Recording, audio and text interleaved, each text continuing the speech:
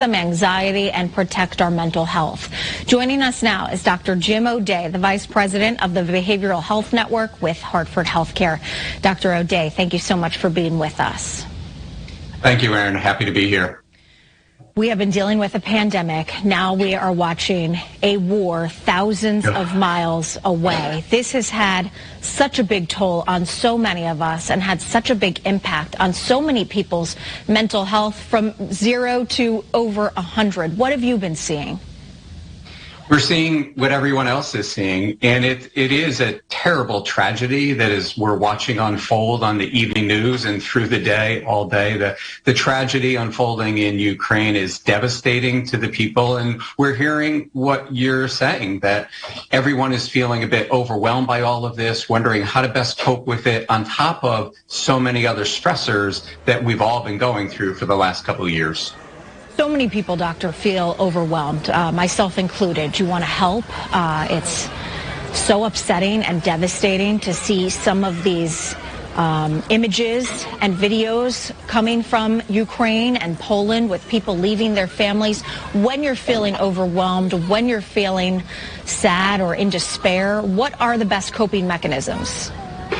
Yeah, it's a great question. I appreciate it. It's interesting, is I feel like we've had, Aaron, this conversation, whether it was about mask wearing in the pandemic or teaching our kids all going to virtual school, terrible weather events, and now Ukraine, war in Eastern Europe.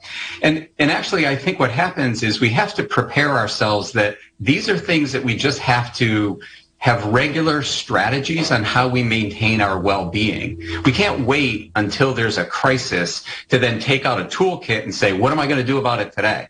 What we really have to do is build regular routines and rituals of self-care and wellness into our lives around basic things that we know work: good diet, exercise, getting enough sleep, being around supportive people, having structure in your lives. These are the kind of coping strategies that work across the board, regardless of what a given stress may be happening right now. I think those are extremely helpful strategies, no doubt about it. For those, though, who have not been able to do that over the past few months, and maybe they'll put that into practice in the future, what would you say is the best way to get through the day? And if you are really upset, is it reach out to someone? Is it reach out to friends? Is it discuss it? What would you suggest? Yeah, so everyone, of course, is different, and what we need to do is to recognize we have to sort of stratify, if you will, people who would really benefit from just basic social support, and talking to a friend can be very, very helpful as a way to reduce isolation, feelings of loneliness, and even feelings of powerlessness.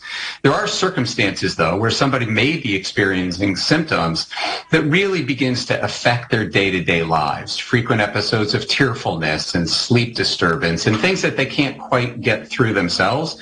We really believe at Hartford Healthcare that the quarterback of your healthcare should be your primary care doctor.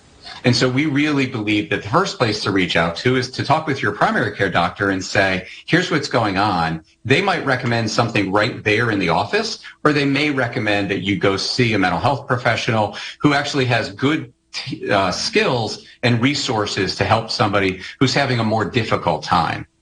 And always remember, mental health is health, and there are always people who are here for you and are willing to help you get through difficult times. Dr. Jim O'Day with Hartford Healthcare, you brought up some major, amazing strategies for people to use. We really appreciate it. Thank you for being with us. Thank you for having me.